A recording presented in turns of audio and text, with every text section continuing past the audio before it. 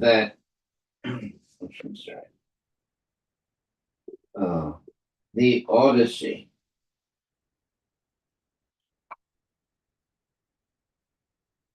that child Krishna displayed before his father and other elders should be understood as an exhibition of transcendental anger, aroused when he saw his eternal devotees worshiping an insignificant demigod. Ah, okay.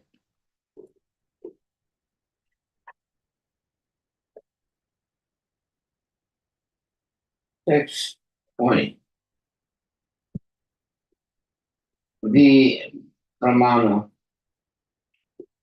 maintains his life by studying and teaching the Vedas. The member of the royal order by protecting the earth. The Vaishya by trade, and the Sudra by serving the higher twice-born classes. Purport by Srila Prabhupada. After glorifying karma or work, Lord Krishna now explains what he means by prescribed duties born of one's nature. He was not referring to any whimsical activity, but rather to the religious duties prescribed in the Varnashrama or Vedic social system. Text 21. The occupational duties of the Vaishya are concerned in four divisions, are conceived in four divisions: farming, commerce, cow protection, and money lending.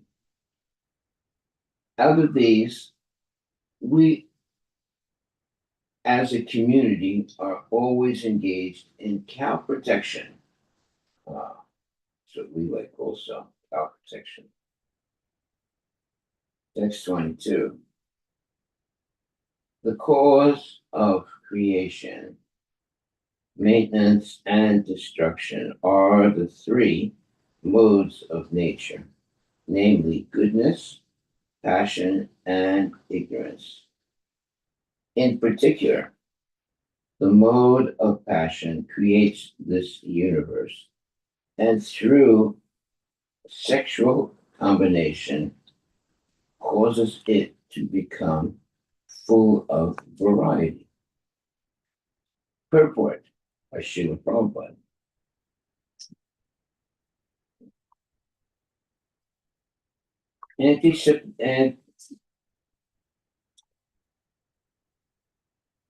Anticipating the possible and anticipating the possible objection that a livelihood based on cows certainly depends on Lord Indra, who supplies rain. Lord Krishna here introduces a mechanistic theory of existence known as atheistic Sankhya. The tendency to attribute exclusive causality to the apparently mechanistic functions of nature is an old tendency indeed. 5,000 years ago, Lord Krishna referred to a doctrine already well known in human society. Okay.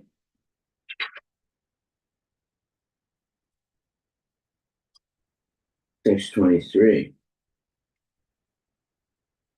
Impelled by the material mode of passion, The clouds poured down their rain everywhere, and by this rain all creatures gained their sustenance. What has the great Indra to do with this arrangement? Good question. Purport. Lord Krishna continues his mechanistic explanation of existence, concluding, Mahendra Kim Karishyati. Who needs the great Indra, since the rain sent by the clouds, which in turn are impelled by the mode of passion, is actually producing everyone's food? The word sarvata indicates that the clouds magnanimously send their rain even on the ocean, rocks, and barren land,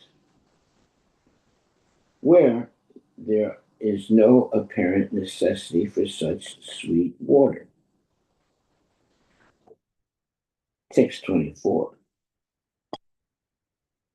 My dear Father, our home is not in the cities or towns or villages. Being forest dwellers, we always live in the forest and on the hills. Purport by Srila Prabhupada. Lord Krishna here points out that the residents of Vrindavan should recognize their relationship with Govardhan Hill and with the forests of Vrindavan, and not worry about a distant demigod like Indra. Having concluded his argument, Lord Krishna makes a radical proposal in the following verse. Text 25.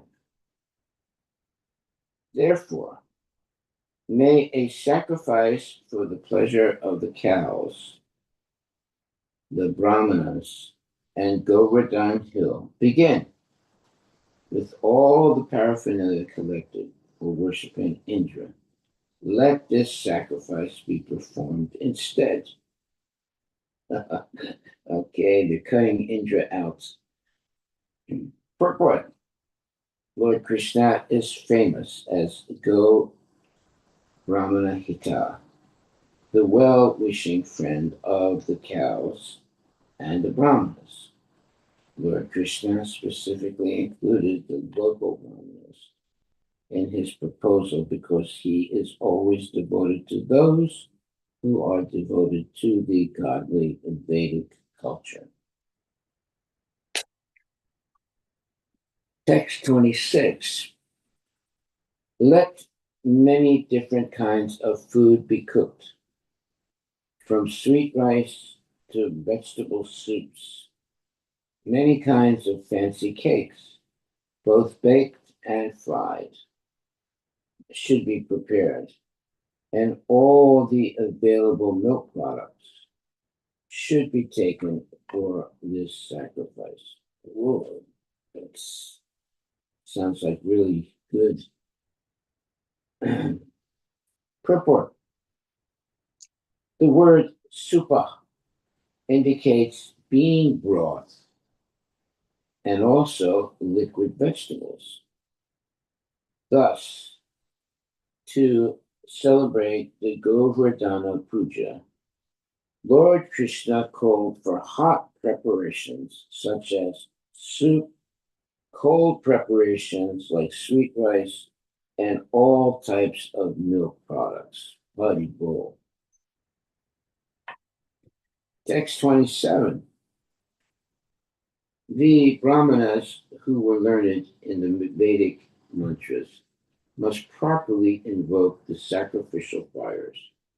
Then you should feed the priests with nicely prepared food and reward them with cows and other gifts. Purport by Srila Prabhupada. According to Srila Sridhar Swami, Lord Shri Krishna instructed his father and other residents of Vrindavana in the technical details of this Vedic sacrifice to assure the quality of the sacrifice and also to inspire Nanda and the others with faith in the concept of such a sacrifice. Thus, the Lord mentioned that there must be orthodox brahmanas, regular sacrificial fires, and proper distribution of charity. And things were to be done in the order given by the Lord. Text 28. After giving the appropriate food to everyone else, including such fallen souls as dogs and dog eaters, you should give grass to the cows and then present your respectful offerings to Govardhan Hill. After everyone has eaten to his satisfaction, you should all dress and decorate yourselves handsomely, smear your bodies with sandalwood paste, and then circumambulate the cows, the brahmanas, the sacrificial fires, and Govardhan Hill. Purport by Srila Prabhupada. Lord Krishna wanted all the human beings and even the animals to eat nice Bhagavat Prasadam, sanctified foods offered to the Lord, to enthuse his relatives with a festive mood. He requested them to dress beautifully with fine cloths and ornaments, and to refresh their bodies with luxurious sandalwood paste. The essential activity, however, was the circumambulation of the holy brahmanas, cows, sacrificial fires, and especially Govardhan Hill. Okay. You're going to walk around the hill. Text 30. This is my idea, O Father, and you may carry it out if it appeals to you. Such a sacrifice will be very dear to the cows, the brahmanas, and Govardhan Hill, and also me. Purport by Srila Prabhupada. Whatever is pleasing to the brahmanas, the cows, and the Supreme Lord himself is auspicious and beneficial for the entire world. Spiritually blind modern people do not understand this and instead adopt a scientific approach to life that is rapidly destroying the entire earth. What kind of scientific approach is that? That's nonsense. Text 31. Shisuka Uvacha. Sukadeva Goswami said, Lord Krishna, who is himself the powerful time, desired to destroy the false pride of Lord Indra. When Nanda and the other senior men of Vrindavana heard Sri Krishna's statement, they accepted his words as proper. The cowherd community then did all that Madhusudana had suggested.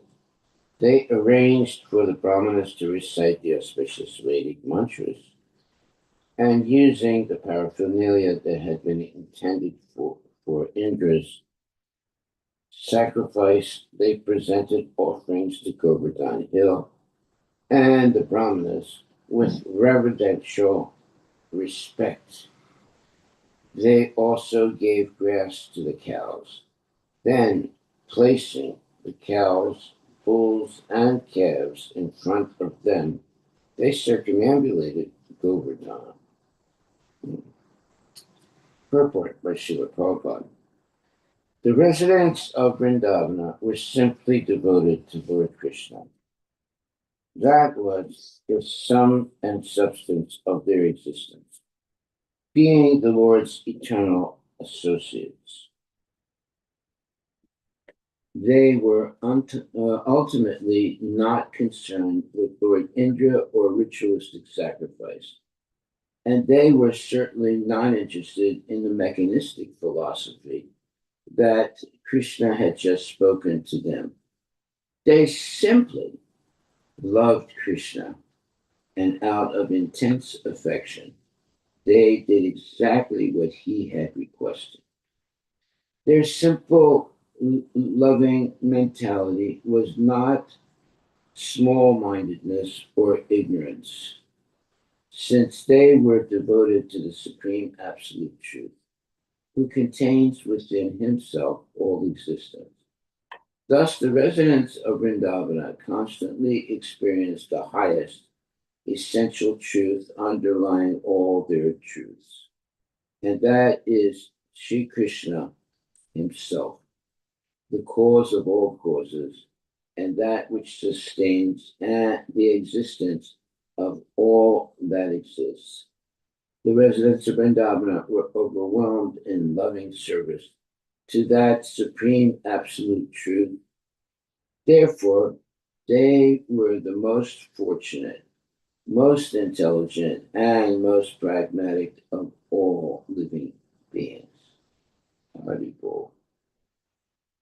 Text 34.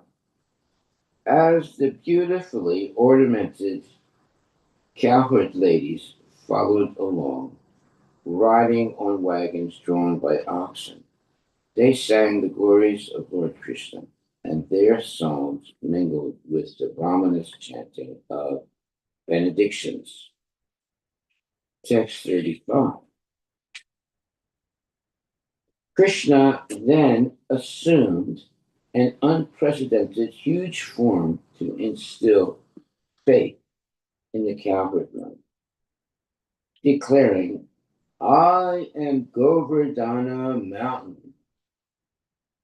He ate the abundant offerings. Purport. In chapter 24 of Krishna, the Supreme Personality of Godhead, Srila Prabhupada writes, when everything was complete, Krishna assumed a great transcendental form and declared to the inhabitants of Vrindavana that he was himself Govardhana Hill, in order to convince the devotees that Govardhana Hill and Krishna himself are identical. Then Krishna began to eat all the food offered there. The identity of Krishna and Govardhana Hill is still honored, and great devotees take rocks from Govardhana Hill and worship them exactly as they worship the deity of Krishna in the temples. The followers of the Krishna consciousness movement may therefore collect small rocks or pebbles from Govardhana Hill and worship them at home, because this worship is as good as deity worship. Okay, so when we go to Govardhan, it's okay that we can pick up rocks and take them back and worship them. Interesting. So anybody can do it, Maharaj? Yeah, the followers of the Krishna consciousness movement may therefore collect small rocks or pebbles from Govardhan Hill and worship them at home, because this worship is as good as deity worship.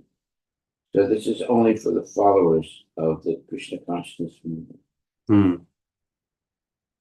Lord Krishna had induced the residents of Vrindavana to assume a significant risk on his behalf. He convinced them to neglect a sacrifice to what is, after all, the powerful government of the universe, and to worship a hill called Govardhan instead. The cowherd community did all this simply out of love for Krishna. And now, to convince them that their decision was correct, Lord Krishna appeared in an unprecedented, huge transcendental form and demonstrated that he himself was Govardhan Hill. Wow, I would like to see that.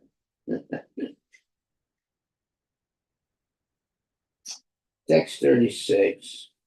Together with the people of Raja, the Lord bowed down to this form of Govardhan Hill, thus, in effect, offering obeisances to himself. Then he said, just see how this hill has appeared in person and bestowed mercy upon us. So, what's happening here is Krishna manifests a giant form of himself, uh, at the same time bowing down to this gigantic form of himself. Very interesting. Purport. It is clear from this verse that Lord Krishna had expanded himself and was appearing in his normal form among the festival goers of Vrindavan, while simultaneously manifesting himself as the great form of Govardhan Hill. Thus, in his form as a child, Krishna led the residents of Vrindavana in bowing down to his new incarnation as Govardhan Hill. And to all he pointed out the great mercy bestowed by this divine form of Govardhana. Lord Krishna's amazing transcendental activities were certainly in keeping with the festive atmosphere. So, Lord Krishna is there in his regular form, and he's manifesting a gigantic form of himself at the same time. And very interesting. Text 37. This Govardhan Hill, assuming any form he wishes, will kill any residents of the forest who neglect it. Therefore, let us pay our obeisances to him for the safety of ourselves and our cows. Purport. Kama Rupi indicates that form of Govardhan can manifest as poisonous snakes, wild animals, falling rocks, and so on, all of which are competent to kill a human being. According to Sridhara Swami, the Lord presented 6 theoretical points in this chapter.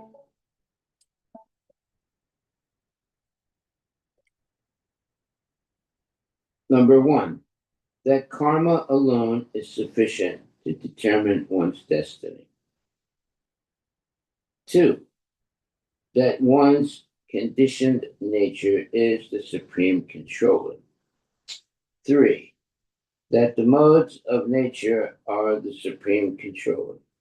4, that the Supreme Lord is simply a dependent aspect of karma. 5, that he is under the control of karma. And 6, that one's occupation is the actual worshipful deity. Well, all of those points, all 6 points, are false.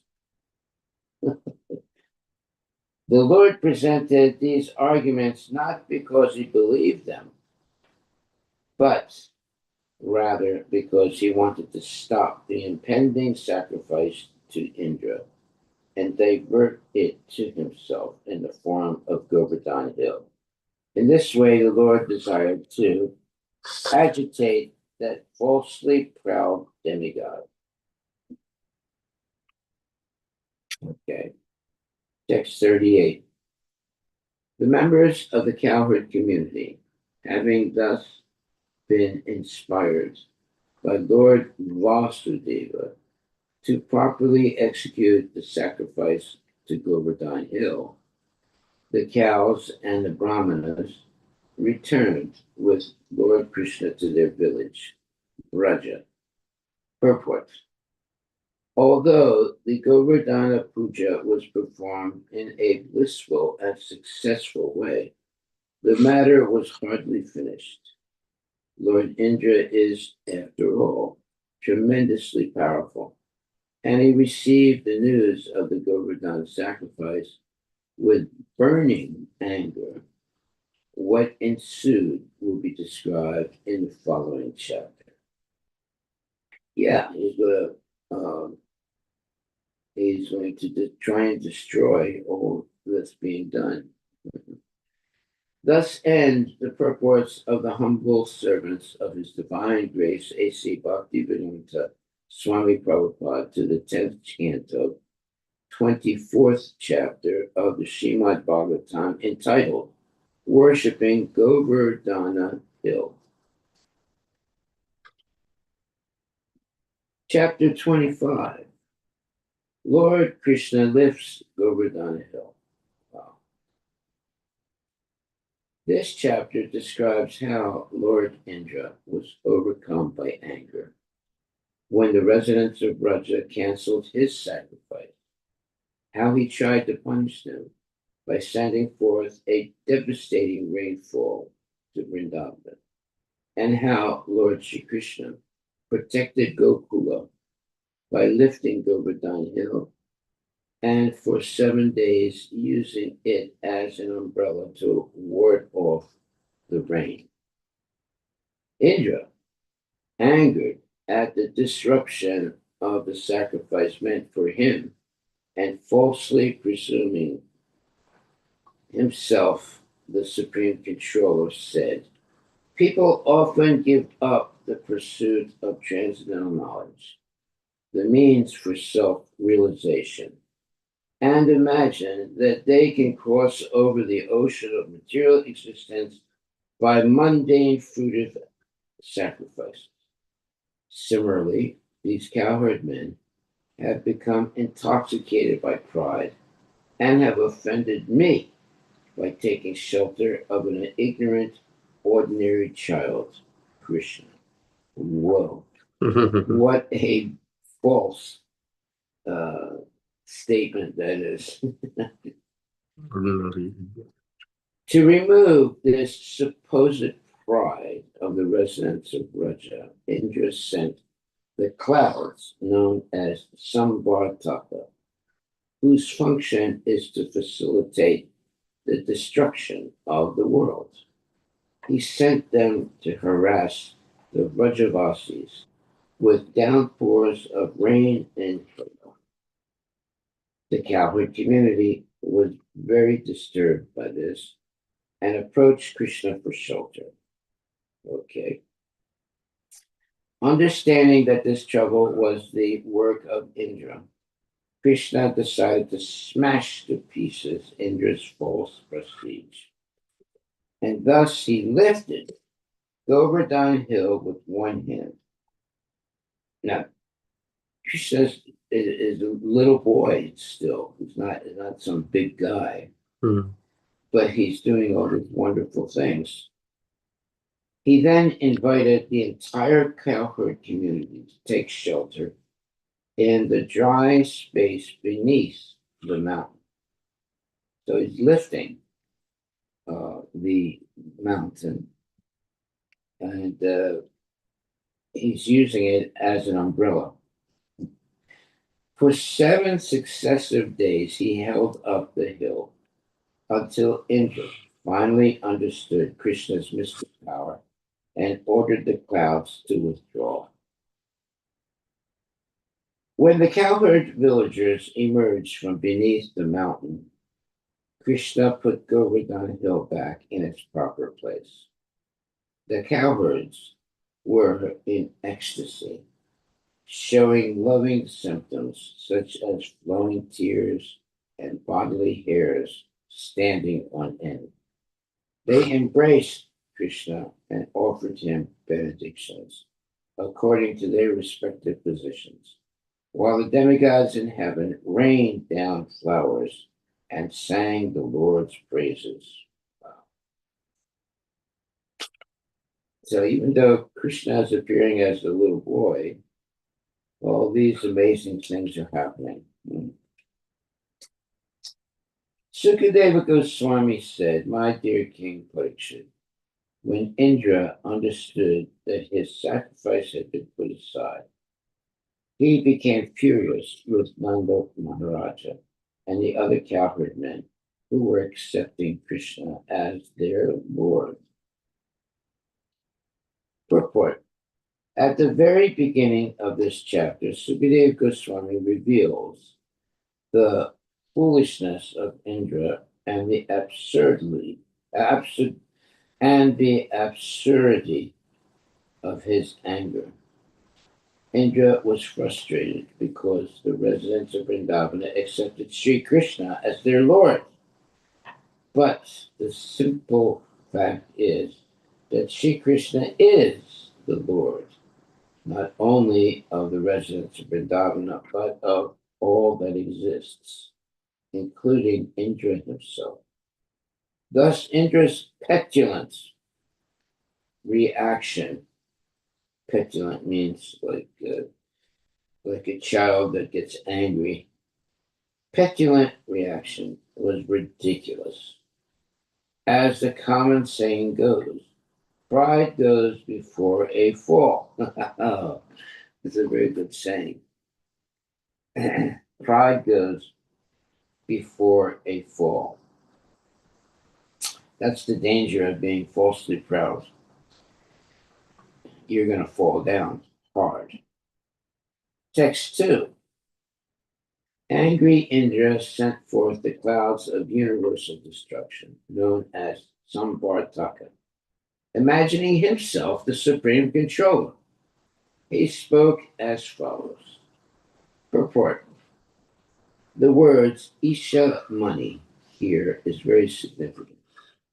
Indra arrogantly considered himself to be the Lord, and thus he exhibited the typical attitude of a conditioned soul.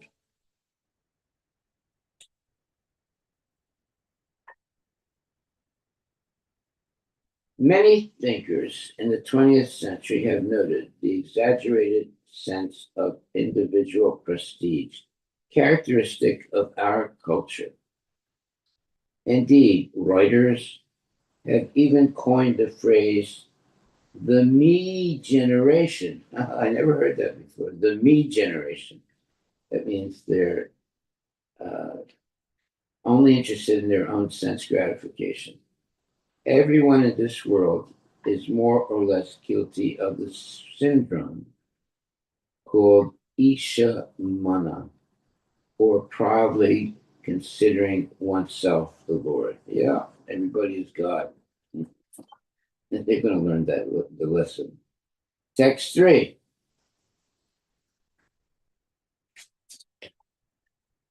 Indra said, "Just see how these cowherd men living in the forest have become so greatly intoxicated by their prosperity.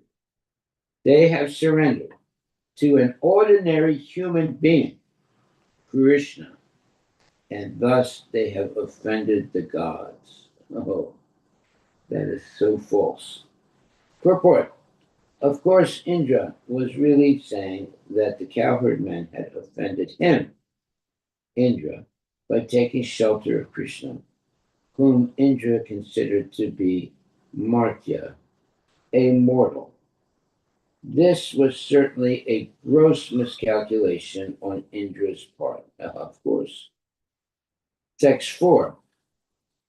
Their taking shelter of Krishna is just like the foolish attempt of men who abandon transcendental knowledge of the self and instead try to cross over the great ocean of material existence in the false boats of fruitive ritual sacrifices. Text number 5. These cowherd men have acted inimically toward me by taking shelter of this ordinary human being, Krishna, who thinks himself very wise, but who is simply a foolish, arrogant, over talkative child. Well, he is going to be severely punished for this type of talk. According to Srila Sridhar Swami, through the insults of Indra, goddess Saraswati is actually praising Krishna. The Acharya explained, Balisam means free from pretension, just like a child. Sabdam means that he bows down to no one because there is no one for him to offer homage to. Ajnam means that there is nothing more for him to know because he is omniscient, meaning knowing everything. Pandita Maninam means that he is highly honored by the knowers of the absolute truth. Krishnam means he is the supreme absolute truth, whose transcendental form is full of eternity and ecstasy. Martyam means that although he is the absolute truth, he nevertheless appears in this world as a human being out of affection for his devotees. Indra wanted to rebuke Krishna as Vachalam because the Lord had presented many audacious arguments in the line of karma mimamsa and Sankhya philosophy, even though he did not accept these arguments. Thus, Indra called the Lord Balisa, foolish. Indra called him Sabda because he had spoken boldly, even in the presence of his own father. Thus, although Indra attempted to criticize Sri Krishna, the Lord's transcendental character is in fact impeccable. And this chapter will demonstrate how Indra came to recognize the position of the Lord. Very good. To the clouds of destruction, King Indra said, the prosperity of these people has made them mad with pride, and their arrogance is backed up by Krishna.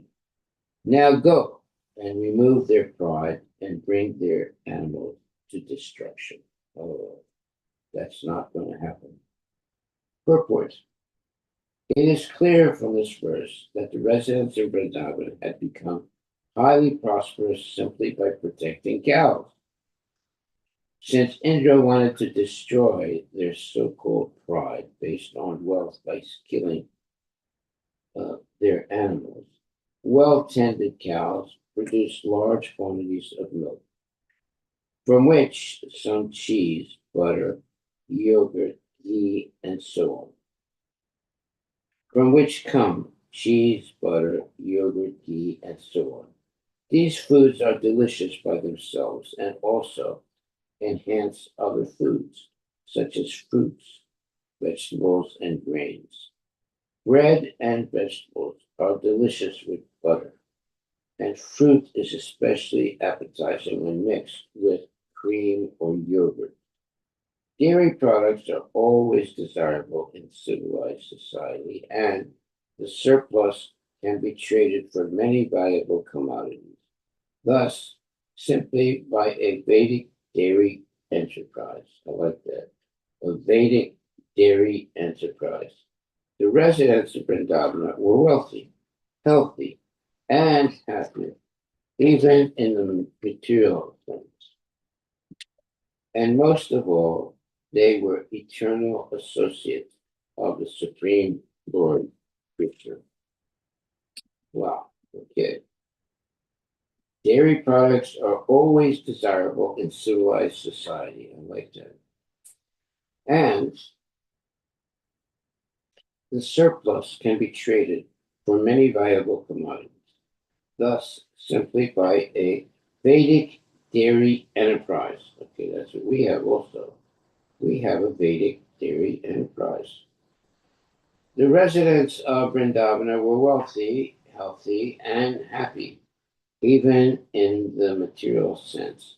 And most of all, they were eternal associates of the Supreme Lord. I will follow you to Vraja, riding on my elephant Airavata, and taking with me the swift and powerful wind gods to decimate the cowherd village of Nanda Maharaj. Purport. The Samvartaka clouds were frightened by Indra's powerful mood and thus carried out his order as described in the following verse. Text number 8. Sukadeva Goswami said, on Indra's order, the clouds of universal destruction, released untimely from their bonds, went to the cowherds. One second.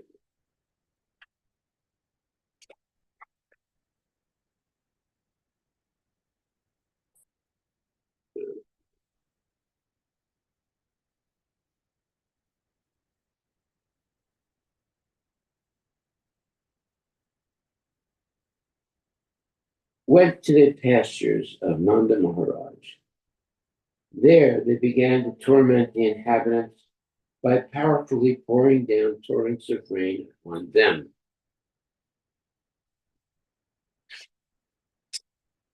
Purport, the Samvartaka cloud could cover the entire earth with a single vast ocean. With great strength, these clouds began flooding the simple land of Vraja. Text number 9. Propelled by the fearsome wind gods, the cloud blazed with their lightning bolts and roared with thunder as they hurled down hailstones. Oh, getting really dangerous here. Srila Sridhar Swami explains that the word Marud Ganai indicates the 7 great winds, such as Avaha, who presides over the region of Bhuvar Loka, and Pravaha, who holds the planets in their places. Wow, okay. That's amazing. Text 10. As the clouds release torrents of rain as thick as massive columns, the earth was submerged in the flood, and high ground could no longer be distinguished from low. Text 11. The cows and other animals shivering from the excessive rain and wind, and the cowherd men and ladies pained by the cold, all approach Lord Govinda for shelter. Text 12. Second. Trembling from the distress brought about by the severe rainfall and trying to cover their heads and calves with their own bodies, the cows approached the lotus feet of the Supreme Personality of Godhead. Text 13. Let me read that. That's nice. Krishna Krishna Mahabharata, Tvam Natam Gokulam Prabho, Tatrum Adhasi Devana Kupitaj Bhakta Vatsala. Krishna Krishna, O Krishna, Krishna, Mahabhaga, O all fortunate one, Tat Natam, whose master is yourself, Gokulam, the community of cows, Prabhu, O Lord, Tatram Arhasi, kindly protect Deva from the demigod Indra, known as Kupitat, who is angry, Bhaktavatsala, O you who are very affectionate to your devotees. Translation. The cowherd men and women address the Lord. Krishna, Krishna, O most fortunate one, please deliver the cows from the wrath of Indra. O Lord, you are so affectionate to your devotees. Please save us also. Purport by Srila Prabhupada. At the time of Lord Krishna's birth, Garga Muni had predicted Anena Sarva Durgani Yuyam Anjas Tadishyata Bhagavatam 10.8.16. By his grace, you will easily cross beyond all difficulties. The residents of Vrindavan were confident that in such a great emergency, Lord Sri Narayana would empower Krishna to protect them. They accepted Krishna as everything, and Krishna reciprocated their love. Very nice. Seeing the inhabitants of his Gokula rendered practically unconscious by the onslaught of hail and blasting wind, the Supreme Lord Hari understood that this was the work of angry Indra. Indra's a real rascal. Purport. Srila Vishwanatha Chakravarti Thakura explains that the severe distress Indra apparently inflicted upon the residents of Vrindavana was an arrangement made by Sri Krishna's pastime potency to enhance the loving dealings between the residents and the Lord. The Acharya gives the analogy that for a hungry person, the pain of hunger increases the happiness he feels when he finally eats. Okay, so in other words, you have to go through some suffering in order to enjoy and later. The Acharya gives the analogy that for a hungry person, the pain of hunger increases the happiness he feels when he finally eats excellent food. And thus, hunger can be said to enhance the pleasure of eating. That's true. That is very true. Similarly, the residents of Vrindavan, although not experiencing ordinary material anxiety, felt a type of distress at the activities of Indra and thus intensified their meditation on Krishna. When the Lord finally acted, the result was wonderful. Okay, let's see what the Lord is going to do here. Definitely going to defeat Indra. Text number 15. Sri Krishna said to himself, because we have stopped his sacrifice, Indra has caused this unusually fierce, unseasonable rain together with terrible winds and hail.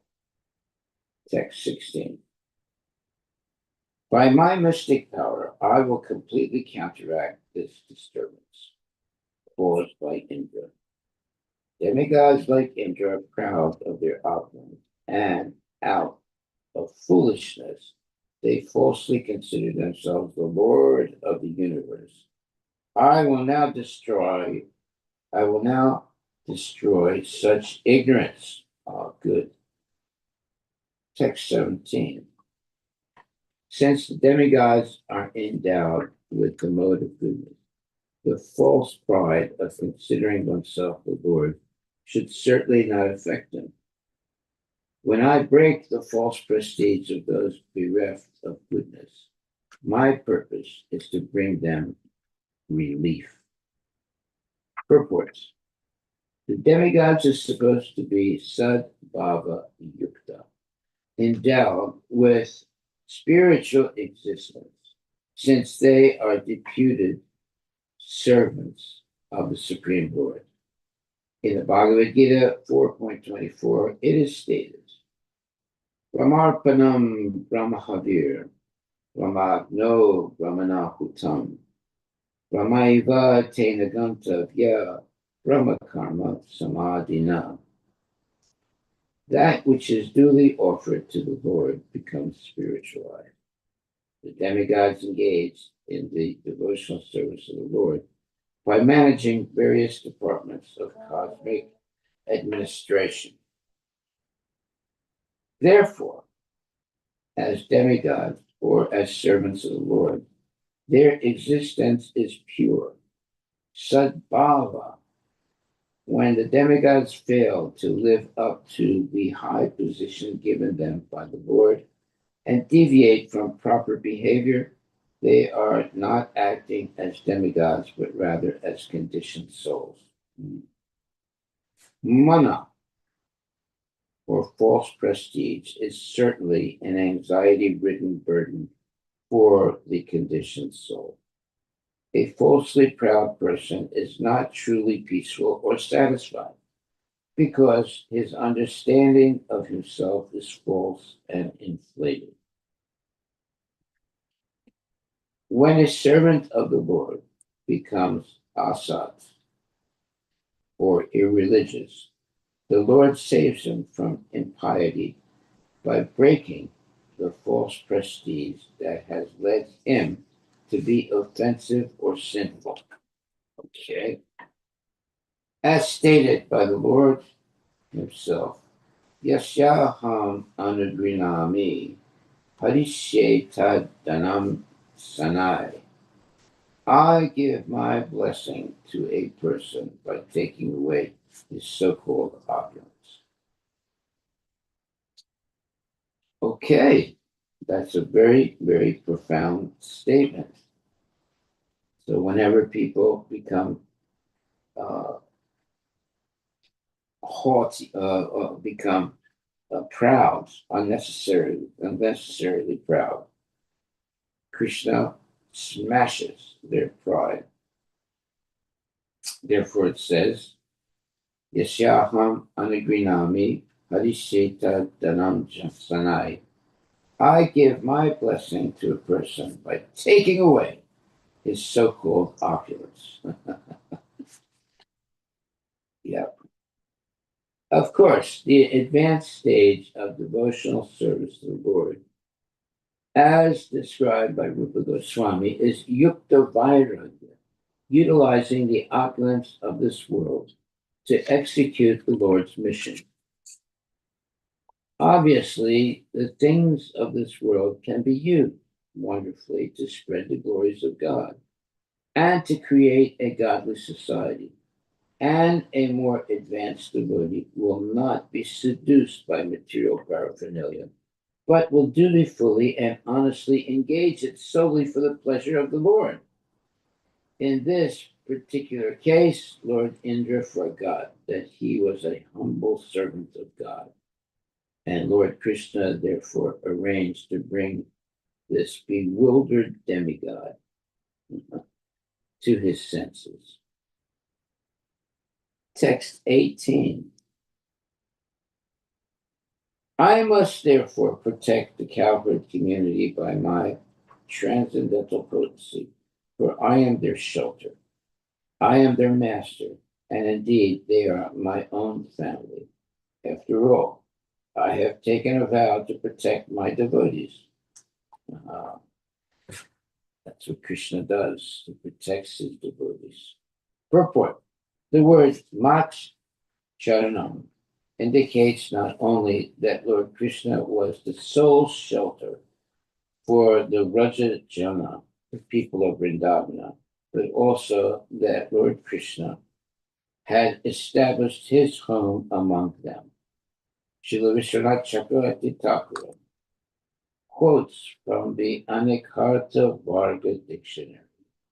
Sharanam Griha Prakshitro. The word Saranam can represent either home or protector. The residents of Vrindavana adopted Krishna as their beloved child, friend, lover, and life itself. And the Lord reciprocated their feelings.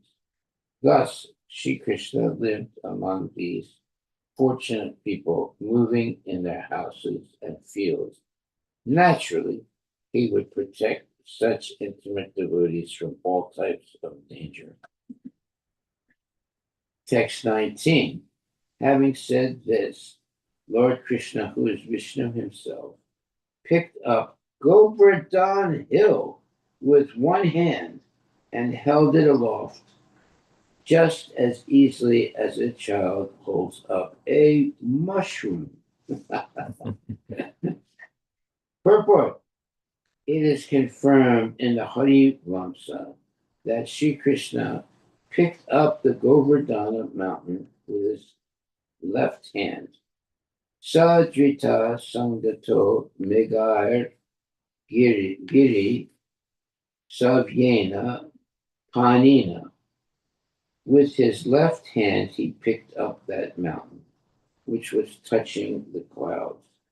According to Srila Vishwanath Chakravarti Thakur, when Lord Krishna was preparing to lift Govardhan hill, a partial expansion of his Yogamaya potency, named Samhariki, temporarily removed all the rain from the sky so that he ran very swiftly from the porch of his house to the mountain.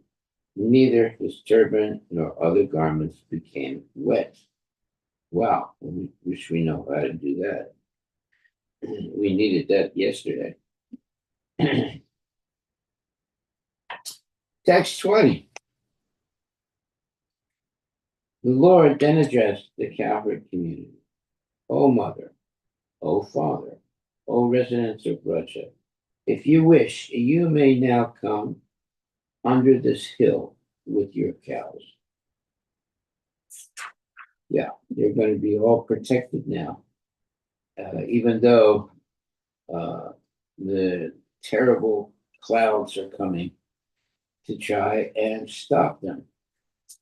Sri Vishwanath Chakravarti Thakur provides the following insight in this regard.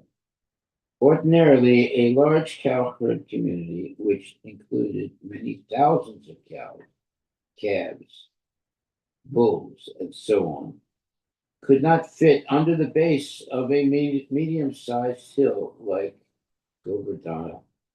However, because the hill was in ecstasy, being touched by the hand of the Supreme Personality of Godhead, it acquired inconceivable power and even felt the hundreds of deadly thunderbolts thrown upon its back by angry Indra to be offerings of soft, fragrant flowers.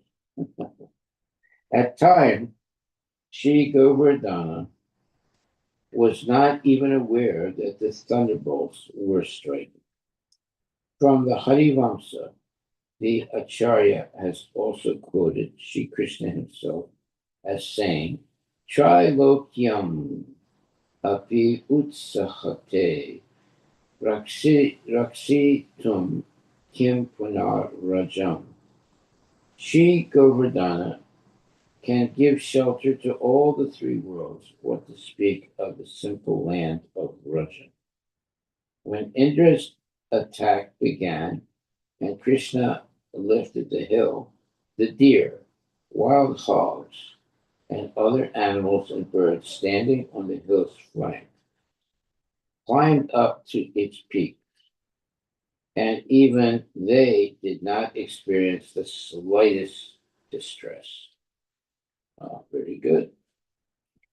Text 21. You should have no fear that this mountain will fall from my hand, and don't be afraid of the wind and rain, for your deliverance from these afflictions has already been arranged. Text 22. Their minds thus pacified by Lord Krishna, they all entered beneath the hill, where they found ample room for themselves and all their cows, wagons, servants, and priests, and for all other members of the community as well. So it's like uh, a big, what do you call, umbrella that's protecting them. Purport. All the domestic animals of Vrindavana were brought beneath Govardhana Hill for shelter. Lord Krishna, forgetting hunger and thirst, and putting aside all considerations of personal pleasure, stood there holding up the hill for 7 days as the people of Raja gazed upon him. Yeah, they were like overwhelmed by the fact that he was protecting them from all these terrible clouds and rain, so forth. Purport. According to Vishnu Purana, Lord Krishna held up the mountain while his praises were chanted by the residents of Raja, all of whom now had the opportunity to dwell together with him, and who glanced at him with joyful and amazed eyes. Thus the cowherd men and women were all elated, and out of loving affection they opened their eyes wide. By continuously drinking the nectar of the beauty and sweetness of Sri Krishna, the residents of Vrindavana felt no hunger, thirst, or fatigue. And Lord Krishna, by seeing their beautiful forms, also forgot about eating, drinking, and sleeping. Srila Vishwanath Chakravarti Thakura points out that the 7 days of continuous rain from the Sunvartaka clouds failed to flood the district of Mathura because the Supreme Lord, simply by his potency, immediately dried up the water as it fell to the ground. Thus, Krishna's lifting of Govardhana Hill is full of fascinating details and has for thousands of years remained one of his most famous pastimes. Valuable. Text 24. When Indra observed the exhibition of Lord Krishna's mystic power, he became most astonished, pulled down from his platform of false pride, and his intentions thwarted. He ordered his clouds to desist. Well, he did the right thing. Text 25. Seeing that the fierce wind and rain had now ceased, the sky had become clear of rain clouds, and the sun had risen. Lord Krishna, the lifter of Govardhana Hill, spoke to the cowherd community as follows. Lord Krishna said, "My dear cowherd men, please go out with your wives, children, and possessions. Give up your fear. The wind and rain have stopped, and the river's high waters have subsided." Text 27. After collecting their respective cows and loading their paraphernalia into their wagons, the cowherd men went out. The women, children, and elderly persons gradually followed them. While all living creatures looked on, The Supreme Personality of Godhead put down the hill in its original place, just as it had stood before. Text 29. All the residents of Vrindavana were overwhelmed with ecstatic love, and they came forward and greeted Sri Krishna according to their individual relationships with him. Some embracing him, others bowing down to him, and so forth. The cowherd women presented water mixed with yogurt and unbroken barley corns as a token of honor, and they showered auspicious benedictions upon him, meaning Krishna.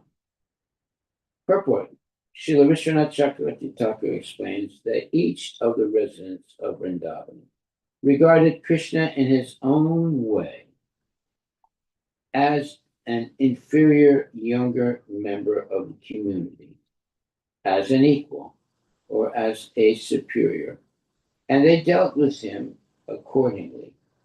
Krishna's superiors offered auspicious benedictions, lovingly smelled his head, kissed him, rubbed his arms and fingers, and inquired with parental affection as to whether he was tired or pained. Krishna's equals laughed or joked with him, and those who were younger fell at his feet, massaged his feet, and so on. The word cha in this verse indicates that the wives of the Brahmanas joined with the cowherd lady to offer auspicious items like yogurt and unbroken grains. Lord Krishna received benedictions such as this. May you subdue the wicked, protect the decent people, give pleasure to your parents, and be enriched with all wealth and opulence. Okay, well, that's a good wish. Text 30. Mother Yasoda, Mother Rohini, Nanda Maharaja, and Balarama, the greatest of the strong, all embraced Krishna. Overwhelmed with affection, they offered him their blessings. Text 31. In the heavens, O king, all the demigods, including the Siddhas, Sudyas, Gandharvas, and Charanas, sang the praises of Lord Krishna and showered down flowers in great satisfaction. Purport by Srila Prabhupada. The demigods in heaven were just as jubilant as the residents of Vrindavan, and thus a great universal festival took place. Wow, wish I was there. Text 32. My dear Parikshit, the demigods in heaven resoundingly played their conch shells and kettle drums, and the best of the Gandharvas, led by Tumburu, began to sing. Text 33. Surrounded by his loving cowherd boyfriend and Lord Balarama, Krishna then went off to the place where he had been tending his cows. The cowherd girls returned to their homes, singing joyfully about lifting of Govardhan Hill and other glorious deeds performed by Lord Krishna, who had so deeply touched their hearts. Purport by Srila Prabhupada. Before returning to their homes, the gopis shared intimate association with their lover, Sri Krishna, by exchanging secret glances. Oh, I like that, secret glances. Ordinarily, they could not publicly talk about Krishna since they were chaste young girls in a religious village. But now they took advantage of this wonderful exhibition by the Lord and freely sang of his beautiful qualities. It is natural that a young man wants to do something wonderful in the presence of a beautiful young girl. The gopis were the most beautiful and pure hearted young girls, and Sri Krishna performed the most wonderful activities in their presence. Thus he entered deep within their tender hearts, enlivening their eternal devotion to him. Oh, that sounds so nice. Thus end the purports of the humble servants of His Divine Grace A.C. Bhaktivedanta Swami Prabhupada to the 10th canto, 25th chapter of the Srimad Bhagavatam, entitled Lord Krishna Lifts Govardhan Hill. Jai Shri Krishna Bhagavan Ki Jai. Thank you very much, my dear devotees. We will stop there and pick it up tomorrow on chapter 26, entitled Wonderful Krishna. Hare Krishna, Hare Krishna, Krishna Krishna, Hare Hare. Hare Ram, Rama Rama, Hare Hare. We are so blessed to be able to hear its transcendental knowledge. Okay, so we'll end it there and pick it up again tomorrow. Hare Hare Krishna. Krishna.